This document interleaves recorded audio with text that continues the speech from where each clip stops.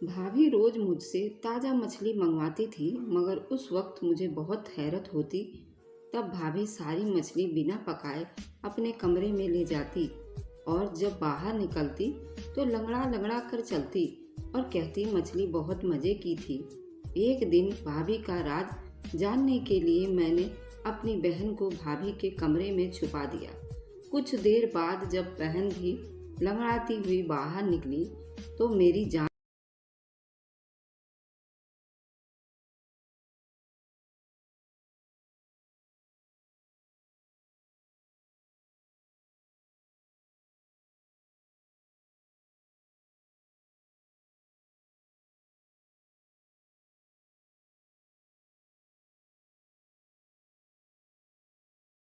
की तबीयत थोड़ी खराब थी। मैं आंगन में ही बैठी थी, जल्दी से उठकर उनके पास आई। मैं बहुत फिक्रमंद थी, मगर वह बोले कि थोड़ी देर आराम करूंगा तो ठीक हो जाऊंगा। फिर उन्होंने अपने कमरे में जाने के लिए दरवाज़ा खोलने की कोशिश की तो दरवाज़ा अंदर से बंद था। भाई को बहुत तेज गुस्सा आया। उन्होंने दरवाज़ा पीट डाला, मगर कमरे से तो भाभी की कोई आवाज़ ही नहीं आई। भाई ने मुझे घूर कर पूछा कि शीतल कहाँ है और दरवाज़ा अंदर से बंद क्यों है। मैं घबरा गई। मैं बोली, भाई भाभी तो कमरे में ही शायद आंख लग गई होगी, उनकी आराम कर रही होंगी। भाई ने जोर जोर से दरवाजे पर नॉक किया, फिर बोला, शीतल दरवाज़ा खोलो, जल्दी करो। लेकिन भाभी ने कोई आवाज़ ना दी। मैं भाई का हाथ पकड़कर उन्हें चारपाई के पास ले आई और बोली कि आप यहाँ बैठ जाएं, मैं दरवाज़ा खुलवाती हूँ। मैंने भी जोर जोर से दरवाज़ा बजाना शुरू कर दिया और साथ ही साथ कहती जा रही थी कि भाभी दरवाज़ा खोल दो, भाई आराम करने घर पर आए हैं, उनकी तबीयत ठीक नहीं है। लेकिन भाभी को कोई परवाह नहीं थी। भाई के पास आकर बैठ गई। उनका चेहरा एकदम गुस्से की वजह से लाल पड़ चुका था। मैं बोली, भाई आप मेरे कमरे में आराम कर लें, हो सकता है भाभी सो गई हूँ, पिंकी भी तो सो रही है ना। भाई ने बोला, जाओ तुम भी आराम कर लो। लेकिन भाई के पास ही बैठी रही। तभी भाभी के कमरे का दरवाज़ा खुला और भाभी लंगड़ाती हुई बाहर निकलने लगी। भाई एकदम गुस्से से उठा और भाभी से गुर्रा कर बोला, कमरा अंदर से बंद क्यों था? तुम नहीं जानती क्या, मैं अपने दो मासूम बहनें तुम्हारे सर पर करके काम के खातिर बाहर निकलता हूँ और तुम हर रोज़ यही सब करती होगी ना। तुमने मेरी बहनों को अपना समझा ही नहीं। मैं खुद 17 साल की कम उम्र और डरपोक सी लड़की थी। भाई को गुस्से में देखकर खुद डर गई थी, मगर फिर भी मैं आगे बढ़ी और बोली, भाई आप ज़्यादा ही गुस्सा कर रहे हैं। भाभी ने कभी हम दोनों को गैर नहीं समझा। वह माँ की तरह हम दोनों बहनों का ख्याल रखती हैं। शायद आज उनकी तबीयत खराब हो, इसलिए सो गई होंगी। मेरी बात सुनकर भाई ने मेरे सर पर हाथ फेरा और खुद कमरे में चले गए। भाभी की आंखों में से आंसू आ गए और उन्होंने मुझे गले से लगा लिया था। मैं बोली, कृपया है भगवान की रूबी। मैं बोली, भाभी चलो किचन में मिलजुल कर मछली बना लेते हैं। भाभी एक पल के लिए परेशान हो गई थी। वह बोली, रूबी मछली तो मैंने खा ली, तुम अपने कमरे में जाकर पढ़ाई करो। भाभी लंगड़ाती हुई किचन में चली गई थी। मैं हैरत में थी कि भाभी ने मुझसे झूठ क्यों बोला कि उन्होंने मछली खा ली है, क्योंकि मैंने उन्हें अपनी आंखों से देखा था। मैं कच्ची मछली अपने कमरे में ले गई थी। मैं अपने कमरे में आ गई और पढ़ते पढ़ते न जाने कब मेरी भी आंख लग गई थी। जब शाम हुई तो मेरी आंख खुल गई थी और मेरी छोटी बहन पिंकी भी जाग गई थी। हम दोनों बहनें ट्यूशन चले गए थे। ट्यूशन से वापस आए तो अब हम दोनों किचन में जाकर भाभी के साथ काम में हाथ बटाने लगे थे। आज भाभी मुझे बड़ी बेचैनी सी और खोई खोई सी लग रही थी। भाई भी किचन में आ चुके थे। अब भाई बिल्कुल नॉर्मल लग रहे थे। वह भाभी के साथ भी मामूली बातें कर रहे थे। मैंने ये सोचकर सब नज़रअंदाज कर दिया था कि मेरा वहम होगा। सुबह मैं जल्दी उठकर कॉलेज के लिए तैयार होकर भाई के साथ चली गई थी। वह ऑफिस जाते हुए मुझे भी साथ ले जाया करते थे। मैं और पिंकी एक ही कॉलेज में पढ़ती थी। मेरी बहन के फर्स्ट ईयर के एग्ज़ाम हो चुके थे। इसलिए उसे छुट्टियां थी, जबकि मैं 3rd ईयर में थी। मेरे एग्ज़ाम को भी 2 हफ्ते रह गए थे। कॉलेज से वापस पर बस में सफ़र करती थी। मैं जैसे ही घर पहुंचती मैंने भाभी को अपना इंतज़ार करते ही पाया था। वह बोली, रूबी जल्दी कपड़े बदल कर और मुझे 1 किलो मछली लाकर दो। फिर वह कमरे से पैसे लेने चली गई थी। भाभी की लंगड़ाहट खत्म हो चुकी थी। मैं जल्दी से मुंह हाथ धोकर भाभी के पास आ गई थी। मैं भाभी शीतल की फरमाइश पर 1 किलो मछली लेकर आ गई थी। मैं भाभी को मछली का पन्नी पकड़ा कर जोर से कहा, भाभी आज आप मछली का सालन बना लीजिएगा। भाभी के चेहरे का रंग एक पल के लिए गुम हो गया था। फिर उन्होंने हाँ में सर हिलाकर मछली अपने कमरे में ले गई। मैं एकदम से अपने कमरे में आई थी। फिर वो बदबूदार मछली अपने कमरे में कौन लेकर जाता है। कंधे उचक कर अपने कमरे में आकर बैठने लगी थी। शाम के वक्त भाई ऑफिस से आए तो मेरे और पिंकी के लिए खाने पीने की सामान ले आए थे। भाई की आवाज़ सुनकर भाभी भी कमरे से बाहर निकली तो वह ये लंगड़ा कर चल रही थी। मैं हैरान रह गई। पहले तो भाभी के पैर की लंगड़ाहट खत्म हो गई थी, अब वह फिर क्यों लंगड़ाने लगी। मुझे भाभी पर शक हुआ कि वो कहीं भाई को दिखाने के लिए नाटक तो नहीं करती। लेकिन जब मैंने भाभी के चेहरे के तरफ देखा तो साफ पता चल रहा था कि वह बड़ी तकलीफ में हैं। मैंने अपनी सोच को परे कर दिया और भाभी के पास गई और उनसे प्यार से कहा कि उनके पाँव पर क्या हुआ है, तो वह चुप कर गई थी। भाई को बड़ी भूख लगी थी, इसलिए भाभी फट से किचन में चली गई थी। मैं अक्सर किचन में भाभी का हाथ बटाने के लिए बोल दिया करती थी। आज भी उनकी मदद के लिए किचन में चली गई थी। मैं बोली, भाभी मछली का सोच सोच कर तो आज मुझे बड़ी भूख लग गई है। भाभी ने मेरी तरफ बड़ी अजीब सी नज़रों से देखा था। फिर बोली, रूबी आज तो घर में भरवा भिंडी बना हुआ है, मछली तो मैं खा गई। वाह क्या लजीज मछली थी। मैं बड़ी हैरत से अपने भाभी को देखने लगी। एकदम ही मेरा दिल भर आया और मैं सब कुछ छोड़कर अपने कमरे में आ गई थी। मैं भाभी के हरकतों से दुखी थी, मगर पिंकी को देखकर चौंक गई थी। वह अपनी 1st ईयर की किताबें खोले बैठी थी। मैं बोली, जब पढ़ने के दिन थे तब तो पढ़ाई से जान बचाती थी, अब क्या फ़ायदा इस पढ़ाई का। मैंने पिंकी से किताब पकड़ने के लिए हाथ आगे किया तो उसने मेरा हाथ झटक दिया था और वह बड़ी गुस्से से बोली, कभी तो मेरी जान बख्श दिया कर, हर वक्त मेरी माँ बनने की कोशिश मत किया कर। सिर्फ मुझसे 3 साल बड़ी है, ना कि 30 साल, जो मेरे हर मामले में टांग अड़ाती है। मुझे पिंकी से इस तरह की शब्द की हरगिज उम्मीद नहीं थी। पिंकी ने तो कभी मेरे साथ ऐसी बातें भी नहीं की थी। मैं उसको छोड़कर बाहर आकर भाई के पास बैठ गई थी। भाई मुझसे मेरे पढ़ाई के बारे में सवाल पूछ रहे थे, जबकि मेरा सारा ध्यान भाभी के टांग पर था और भाभी भाई के सामने आने से हिचकिचा रही थी।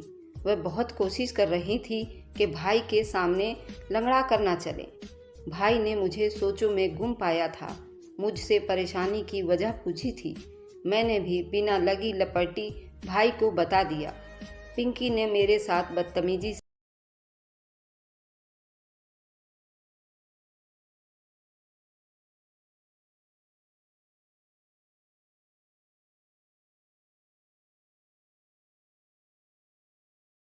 कि पिंकी ने दहाड़े मारकर रोना शुरू कर दिया था। वह बोली, मम्मी पापा खुद तो मर गए, मुझे दर दर की ठोकरें खाने के लिए छोड़ गए। भाई कहता है कमरे में ना बैठो, भाभी कहती है घर के कामों में हाथ बटाओ, जबकि मेरी बहन तो मेरी दुश्मन ही बनी हुई है। भाई पिंकी की हालात देखकर हैरान रह गए थे। उठे और पिंकी को गले से लगा लिया। पिंकी को पुचकारने और प्यार करने लगे और बोले, पिंकी तुम जानती हो कि मैंने तुम्हें कभी भी अपनी बहन नहीं समझा, हमेशा बेटी ही समझा है। फिर तुम इस तरह की बातें क्यों सोचने लगी हो।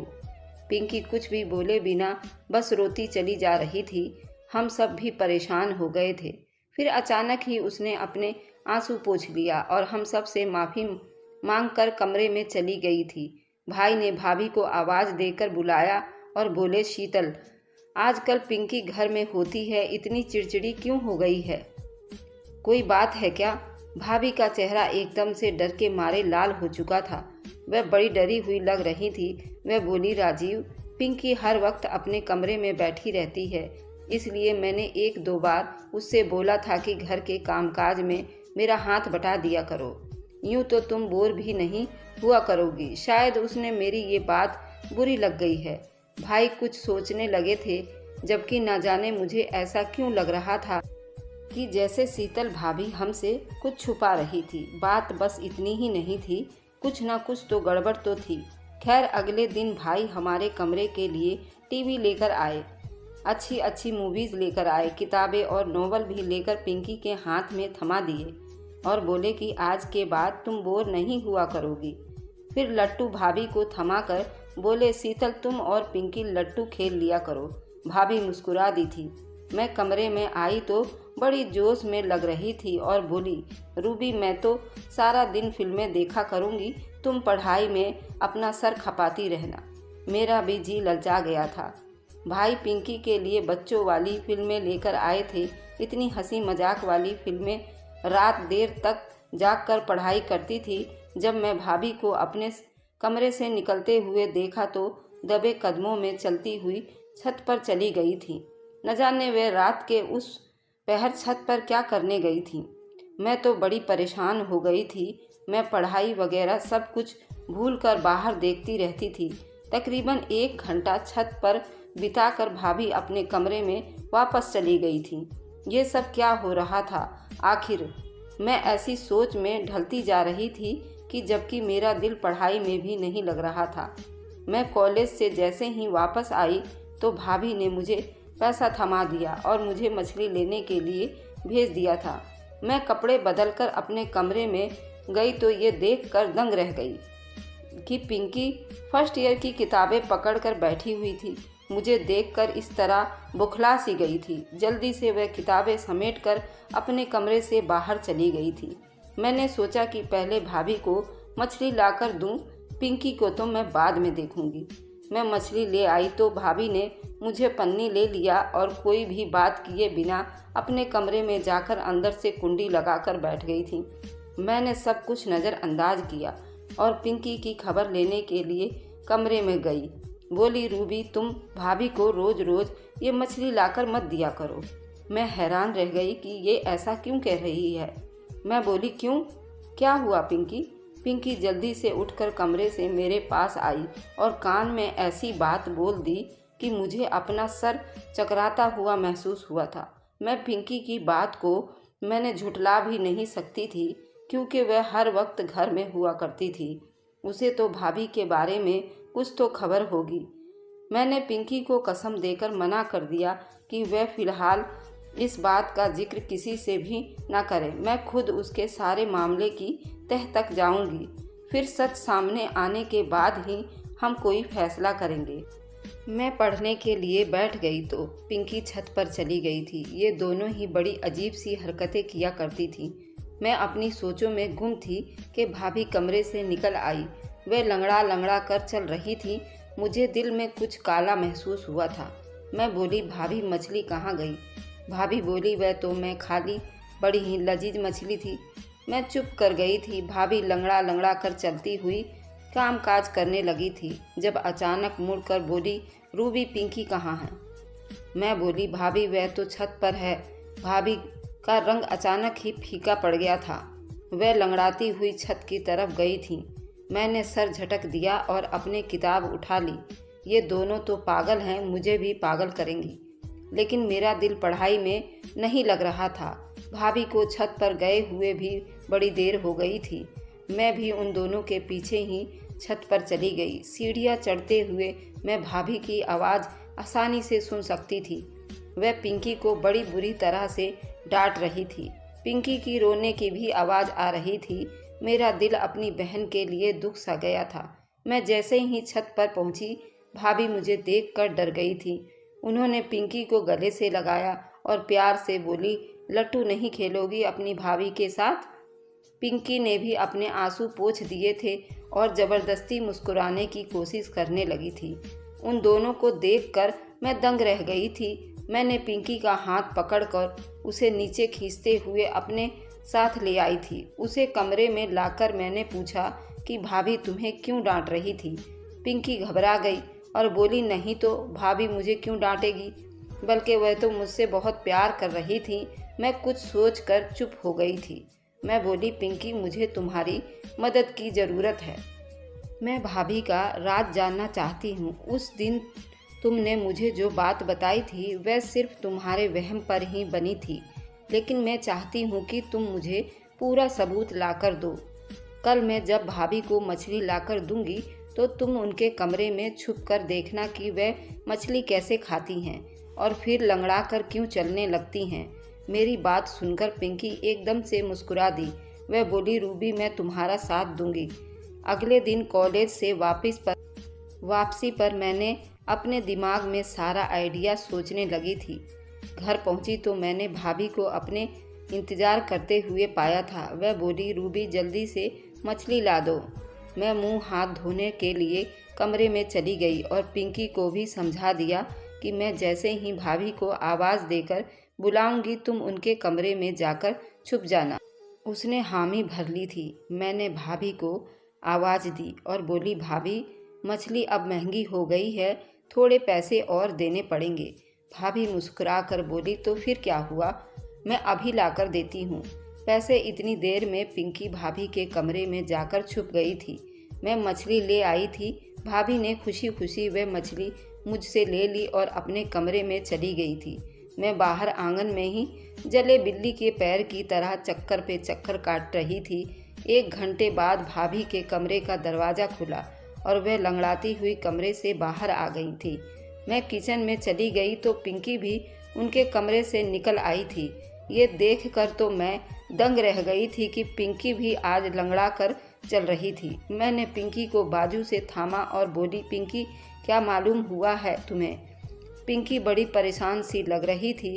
फिर वह बोली, रूबी हमारी भाभी कैरेक्टर की अच्छी नहीं है। तुम नहीं जानती कि भाभी के कमरे में एक खुफिया खिड़की भी है। भाभी मछली लेकर उस खिड़की से बाहर निकल जाती हैं। रूबी मैंने तो तुम्हें पहले ही बता दिया था कि भाभी हमसे छुप छुपा कर घर से निकलती हैं, मगर तुमने ही यकीन नहीं किया था। तुम्हें मालूम है क्या, वह खिड़की बड़ी तंग सी है। उससे निकलते हुए मैं पैर पर चोट लग जाती है, इसलिए भाभी लंगड़ा कर चलती हैं। मैं भी उस खिड़की से निकलकर भाभी के पीछे जाना चाहती थी, मगर उस चोट की वजह से मैं ऐसा ना कर पाई। मैंने पिंकी को कसम दिया केवल भाई से इस बात के बारे में ना बताए। वह बोली, मैं पागल तो नहीं हूँ जो भाई का घर उजाड़ने का सोचूंगी। मैंने पिंकी को एक किताब थमा दी और बोली कि तुम इसका पूरा चैप्टर पढ़ोगी। मैं उसका नन्हा सा दिमाग दूसरी तरफ लगाना चाहती थी, जबकि मैं खुद उसी के बातों के बारे में सोच रही थी। भाई और भाभी के रिश्ते ठीक हैं। भाभी हमारे साथ तो बहुत अच्छी थी, मगर वो मेरे इकलौते भाई के साथ बेवफाई कर रही थी। ये बातें सोचते सोचते मेरी आंख लग गई थी। न जाने कितनी देर में सोती रही, जब मैं भाई के चीखने चिल्लाने की आवाज़ से उठ बैठी थी। हे भगवान, मेरी तो जान ही निकल गई थी। मैं भागकर बाहर निकली तो आंगन में भाभी, भाई और पिंकी को देखकर मुझे लगा पिंकी ने भाई को भाभी की हरकतों के बारे में बता दी है, जब ही तो वह उस पर गुस्सा कर रहे हैं।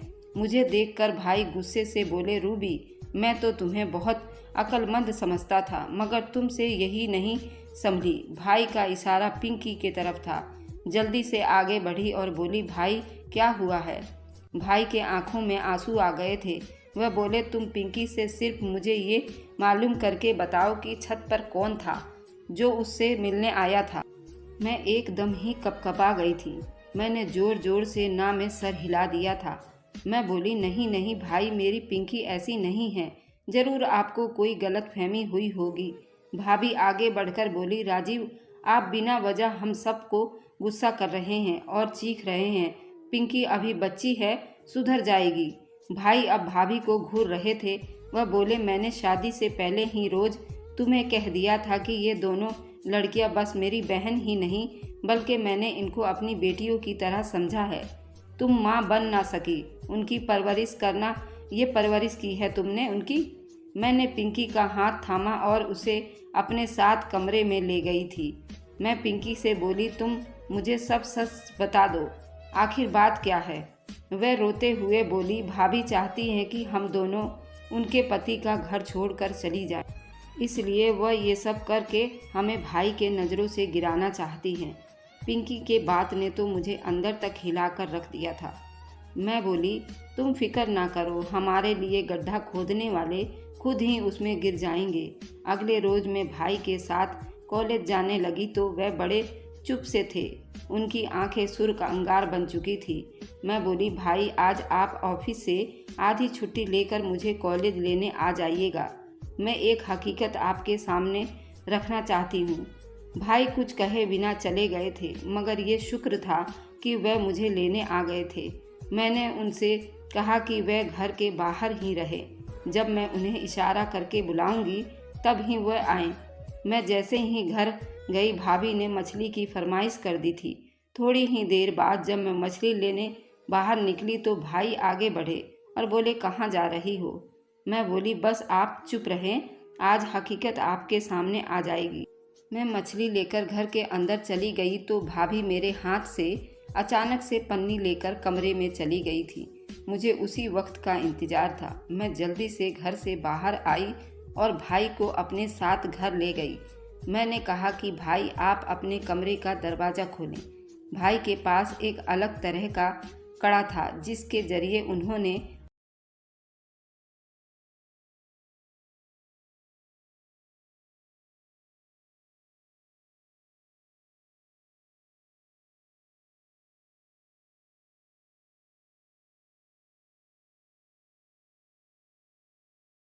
हुई जा रही थी। भाई उस खिड़की से कूद गए थे, जबकि मैं और पिंकी भी बड़ी मुश्किल से उस खिड़की से निकल पाए थे। हम तीनों भाभी का पीछा करते हुए दूर दराज एक सुनसान सी जगह पर पहुंच गए थे। वह एक आशियाना सा बना हुआ था, जहां लोग झाड़ फूक और ताबीज करवाने आते थे। तेज तेज चलते हुए अचानक जब भाभी ने पीछे मुड़कर देखा तो हम तीनों को देखकर उनका रंग सफ़ेद पड़ चुका था। ऐसा लगता था कि उनमें खून का एक कतरा भी नहीं है। भाई आगे बढ़े, भाभी का हाथ पकड़कर उन्हें घर ले आए थे। भाई के तेवर बड़े खतरनाक दिख रहे थे। वह बोले, शीतल आज अपनी आंखों से सब देख चुका हूँ, झूठ बोलने की कोई गुंजाइश नहीं है, सच बोल दो।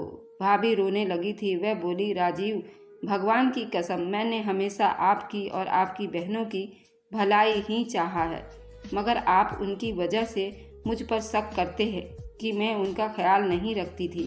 उनकी वजह अक्सर मुझे डांटते रहते थे, बातें सुना दिया करते थे। मुझे शक हो गया शायद आप मुझसे प्यार नहीं करते। ऐसा भी लगता था कि जैसे आप किसी और से मोहब्बत करते हैं, इसलिए मुझे छोड़ देंगे। मैंने अपनी बड़ी बहन से इसके बारे में बात किया तो वह बोली कि एक पीर बाबा हैं जिनका ताबीज़ इतना अच्छा है कि पति को मुट्ठी में कर लेता है। इसलिए मैं आप सब से छुपकर उनके आस्थाने पर जाने लगी थी। पीर बाबा ने कहा था कि पूरे 30 दिन 1 किलो मछली लाकर मुझसे दम करवानी है और फिर वही मछली नहर के किनारे फेंक देनी है। मुझे ये सब करते हुए 27 दिन हो चुके थे। मैं आप दोनों के जाने के बाद पीर बाबा के बताए हुए मंत्र का जाप करती थी, इसलिए मैं पिंकी का ख्याल नहीं रख पाई। मुझे चूक हो गई। पिंकी मोहल्ले के आवारा लड़के सूरज से मोहब्बत कर बैठी और उनके बातें करने का सिलसिला भी शुरू हो चुका था। मुझे पिंकी पर शक हुआ, इसलिए मैं आधी रात को उठकर छत पर चली गई। तब मुझे पिंकी के मोबाइल में सुरेश का मैसेज दिखा और उसमें उसने पिंकी की बड़ी तारीफ़ें लिखी हुई थी। मैंने वह मैसेज को देखा था। मैंने उस दिन पिंकी को डांटा था और कहा था कि मैंने तुम्हारी हकीकत तुम्हारे भाई को बता दूंगी, इसलिए बाज आ जाओ। मगर पिंकी तो मुझे ही अपना दुश्मन समझने लगी थी। मैं ये ठान चुकी थी कि 30 दिन का अमर पूरा होने से पहले ही आप मेरा राज जान चुके हैं। मैं आपसे बहुत शर्मिंदा हूँ कि मैं पिंकी का ख्याल नहीं रख पाई। मैंने पिंकी की तरफ देखा तो वह बिल्कुल शर्मिंदा थी। उसका सर झुका चला जा रहा था। भाई ने आगे बढ़कर पिंकी के सर पर हाथ रखा और बोला, बेटा अगर रमेश अच्छा लड़का होता उससे तुम्हारी शादी करवा देता। एक नंबर का वह घटिया इंसान है, मोहल्ले के हर लड़की पर उसकी नज़र रहती है। पिंकी रोने लगी और बोली, भाई घर में अकेली ही और तन्हा हो जाती थी, इस वजह से मैं इस गलत काम में पड़ गई थी, वरना मुझे रमेश में कोई दिलचस्पी नहीं है। भाई मुस्कुरा दिए थे, उनके सर से एक भारी बोझ उतर गया था। फिर उन्होंने हम दोनों को कमरे में भेज दिया था। यकीनन अब वह भाभी की खबर लेने वाले थे। वह भाभी को हमारे सामने नहीं डांटना चाहते थे। मैं बोली, भाई भाभी को कुछ कहिएगा नहीं, हमारी माँ जैसी हैं। भाभी रोते हुए हम दोनों बहनों को गले से लगा लेती थी। अब एक बार फिर हमारे घर में प्यार की फिजाएं फैल गई थी और मेरे भाई के यहाँ एक नन्हा मुन्ना मेहमान भी आ गया था। तो कैसी लगी मेरी कहानी दोस्तों? तो मुझे कमेंट में ज़रूर बताएं। Thanks for watching, like and